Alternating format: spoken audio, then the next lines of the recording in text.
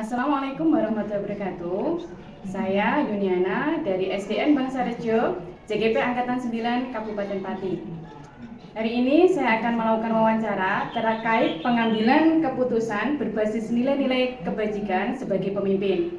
Bersama dengan Bu Bekti Syaningsih SPD SD MPD, Kepala Sekolah SDN Bangsa Rejo.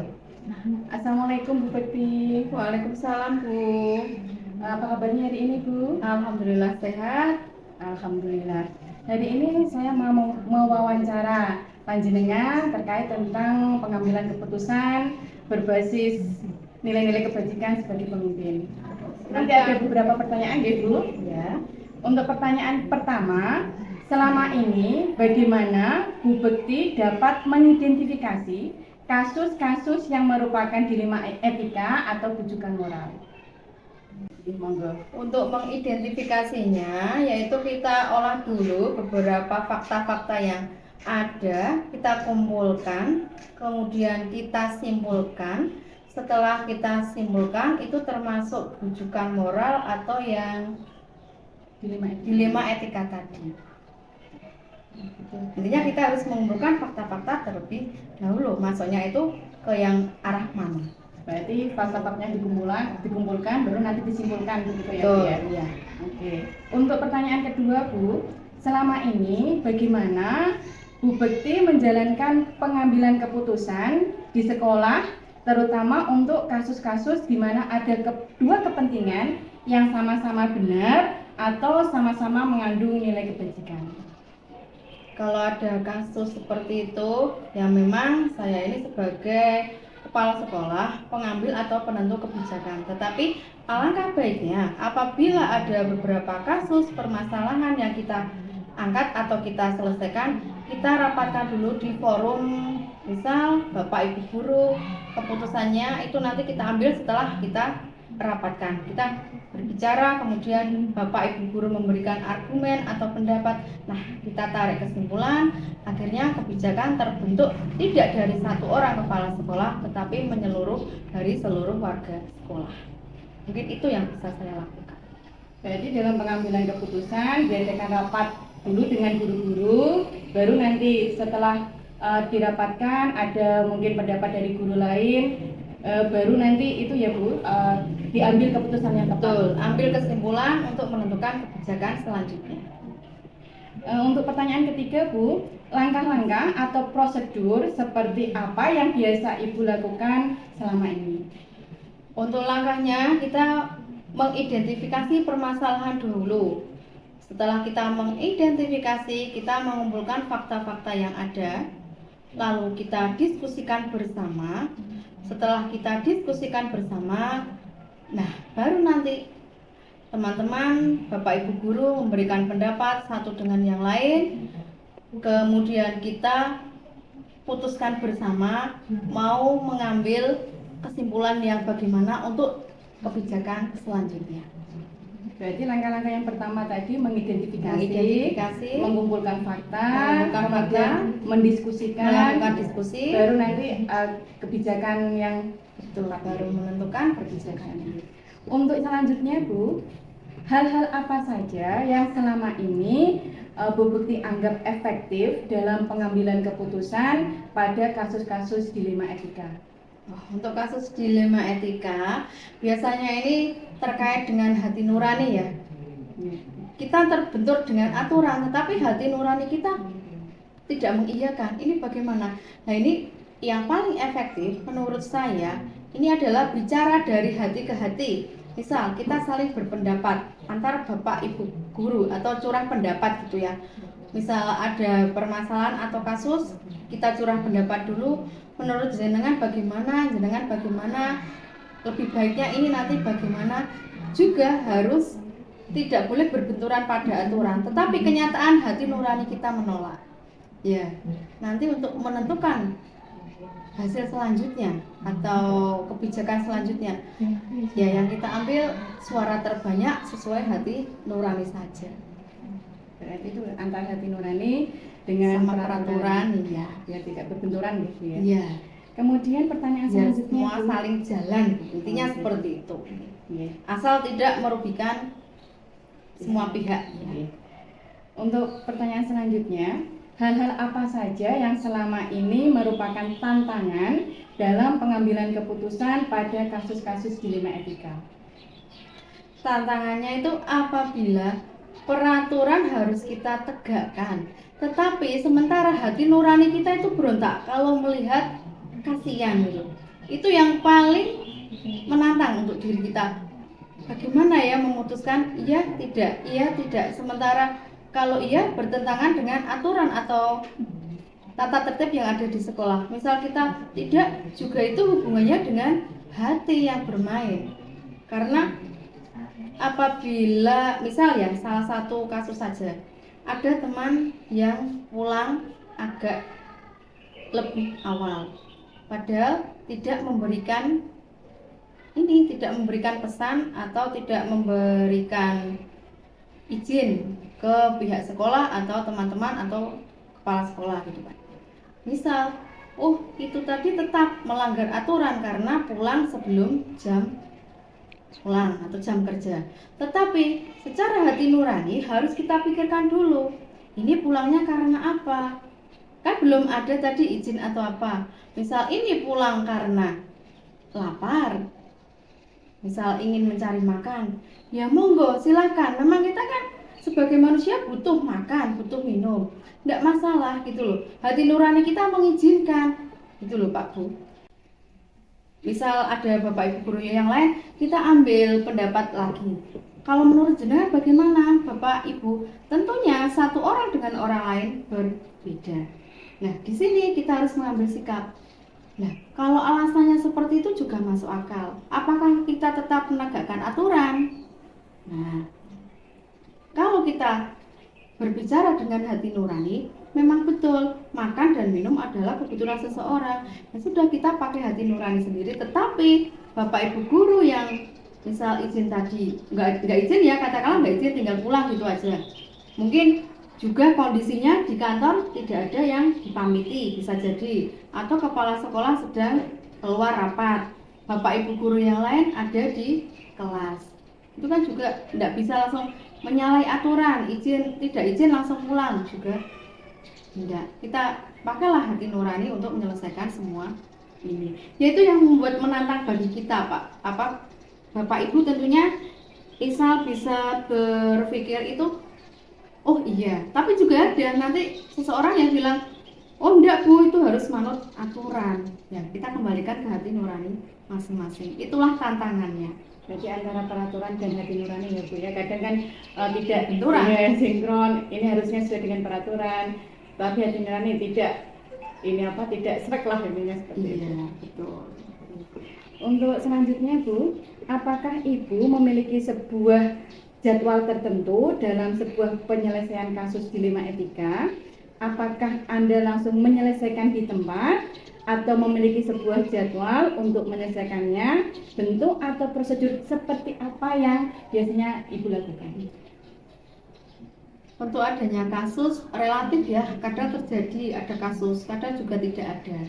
Jadi tidak ada jadwal untuk menentukan penyelesaian kasus seperti itu Bu. Misalkan ada, langsung kita atasi bersama, kita duduk bersama, berbicara bersama, bertukar pendapat bersama antar Bapak Ibu guru, nanti kita cari jalan keluarnya atau solusi bersama. Itu pun kita tidak harus langsung tergesa-gesa mengambil kesimpulan, karena kita juga harus mengumpulkan fakta-fakta dulu yang ada untuk menarik kesimpulan itu. Jadi tetap kita duduk bersama, kita selesaikan bersama, dan nanti hasilnya kita sepakati bersama untuk selanjutnya. Berarti tidak ada jadwal khusus ya Bu ya? Tidak ada. Jadi kalau seandainya ada kasus tentang dilema etika, berarti sesegera mungkin untuk diselesaikan. Untuk selanjutnya Bu, adakah seseorang atau faktor-faktor apa yang selama ini mempermudah atau membantu panjenengan dalam pengambilan keputusan dalam kasus-kasus dilema etika? Jelas. Kalau saya untuk mengambil kesimpulan tersendiri, tidak boleh. Karena meskipun kepala sekolah itu berkuasa, tetapi juga butuh atau pendapat dari orang lain. Misal kalau di sekolah ini ya kita kumpulkan Bapak Ibu guru, karena peran Bapak Ibu guru itu sangat mendukung saya. Apabila saya berjalan tanpa Bapak Ibu guru tidak sependapat, tidak akan berjalan juga program itu. Tetapi kalau suatu permasalahan kita diskusikan bersama dengan Bapak Ibu guru, dengan teman yang biasa kita ajak saling bertukar pikiran setiap hari, itu akan lebih nyaman dan hasilnya pun kita sepakati bersama, ya enak gitu. Berarti ini semua guru juga ikut berperan ya Bu ya, Iya, dalam pengambilan semuanya ikut keputusan. berperan. Berarti jenengan dalam mengambil keputusan juga berdiskusi dengan semua guru. Tidak boleh mengambil kesepakatan secara sepihak, kecuali itu yang urgent. Memang harus kepala sekolah harus ambil langkah sedemikian, waktunya harus, misal hari ini selesai clear, nah itu harus saya clearkan sendiri. Kecuali ada kurun waktunya, oh ya kita bisa diskusikan bersama dengan teman-teman guru.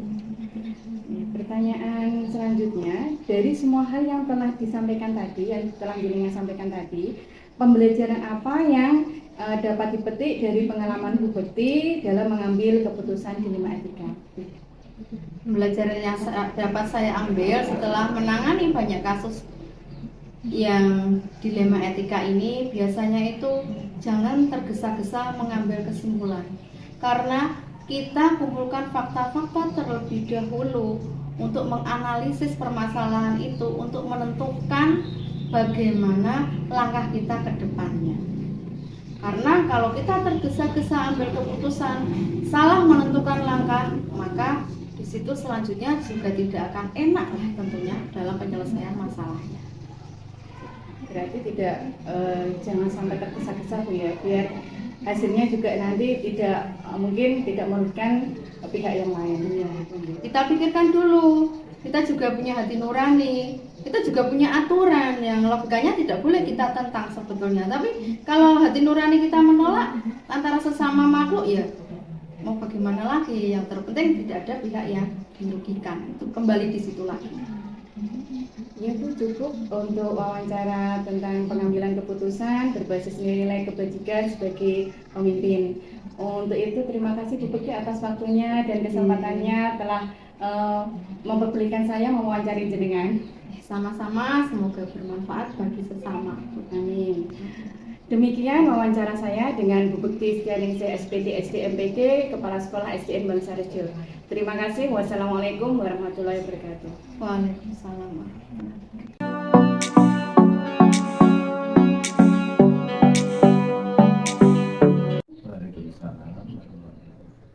Kali ini saya akan melakukan wawancara kedua tentang pengambilan keputusan berbasis nilai-nilai kebajikan sebagai pemimpin. Saya akan mewawancarai Bapak Sudiarto SPD selaku Kepala Sekolah SDN Nguren City 2. Assalamualaikum Bapak. Waalaikumsalam warahmatullahi wabarakatuh. Apa kabarnya Pak? Insya Allah sampai saat ini baik-baik saja. Alhamdulillah.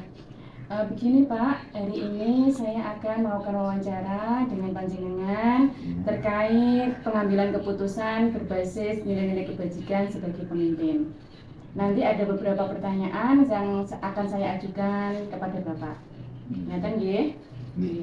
Untuk pertanyaan pertama, selama ini bagaimana Bapak dapat mengidentifikasi kasus-kasus yang merupakan dilema etika atau bujukan moral?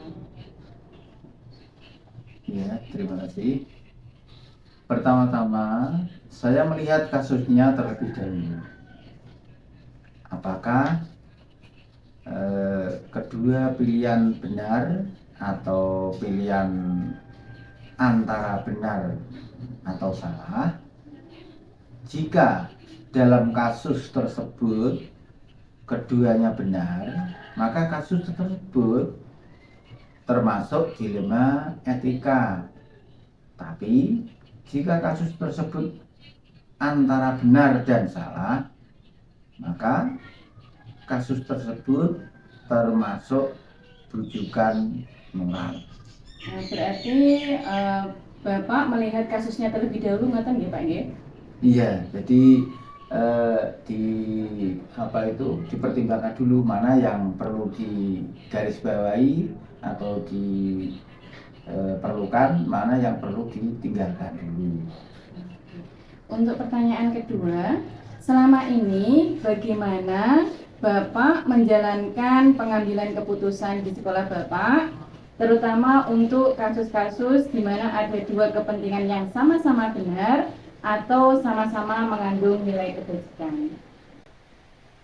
Ini Mbak, selama ini saya sebagai kepala sekolah mengambil keputusan di sekolah saya dengan melakukan diskusi terlebih dahulu dengan guru-guru agar mendapat pertimbangan dalam memutuskan keputusan yang akan diambil.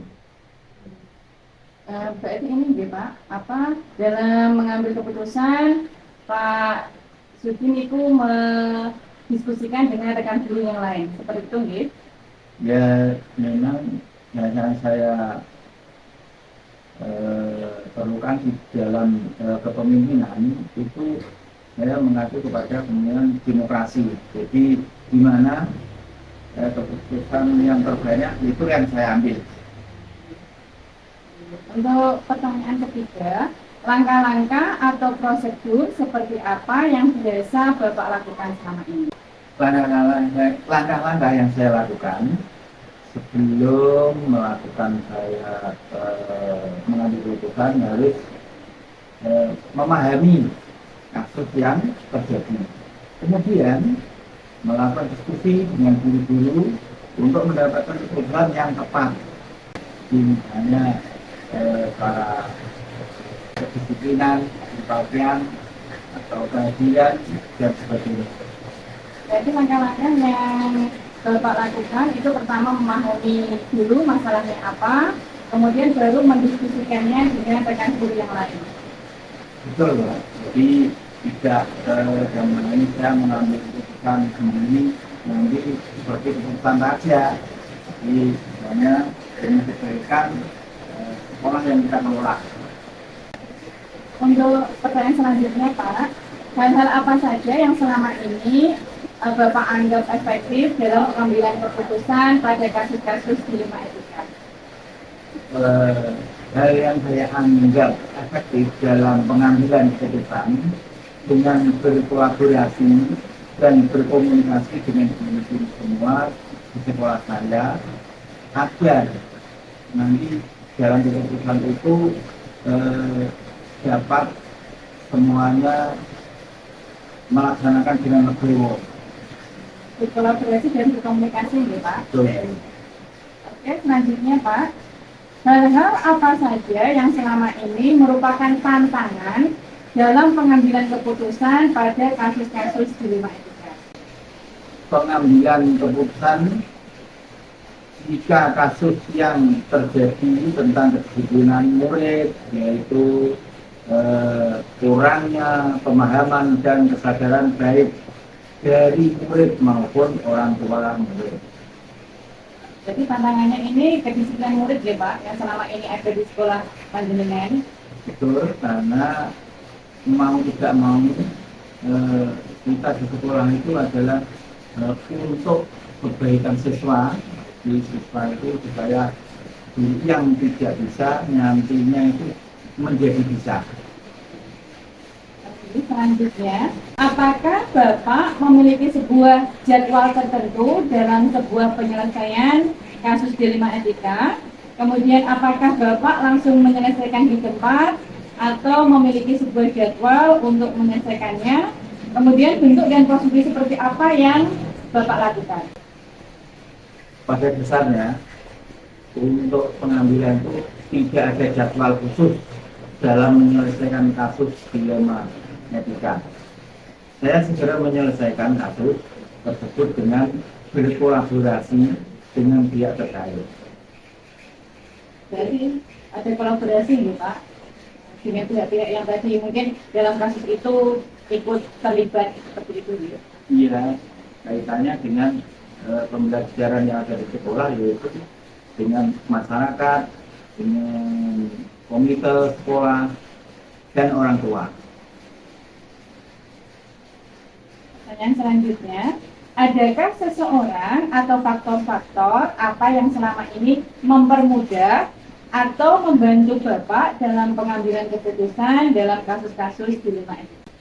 Para guru yang selama ini membantu saya dalam pengambilan keputusan kasus saja, Mbak, karena guru kan langsung yang berhadapan atau yang membina kepada siswa, makanya guru sebagai ujung tombaknya untuk pelaksanaan pengambilan keputusan. Untuk pertanyaan terakhir Bapak, dari semua hal yang telah tadi Bapak sampaikan, pembelajaran apa yang dapat Bapak petik dari pengalaman Bapak dalam mengambil keputusan khususnya tentang dilema etika? Dan yang dapat saya petik dari pengalaman saya dalam mengambil keputusan dilema etika, dengan perlunya memahami kasus yang ada, berkolaborasi dengan pihak terkait sehingga permasalahan dapat terpecahkan dengan tepat, baik untuk semua pihak.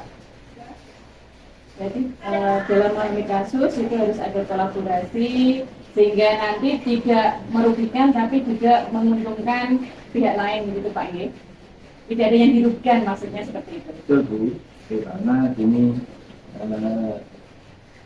untuk semua siswa supaya bisa merubah dari tidak bisa menjadi bisa, merubah sikap yang baik, itu perlu penanganan yang khusus. Jadi semuanya berkolaborasi bersama-sama untuk demi kebaikan siswa. Yes, seperti itu Pak, terima kasih atas waktunya wawancara hari ini. Semoga wawancara kali ini bermanfaat bagi saya dan semuanya. Oke Pak, terima kasih Pak. Sama-sama. Terima saya dengan Bapak Sudarto, Kepala Sekolah SDN Murid City 2. Terima kasih. Wassalamualaikum warahmatullahi wabarakatuh.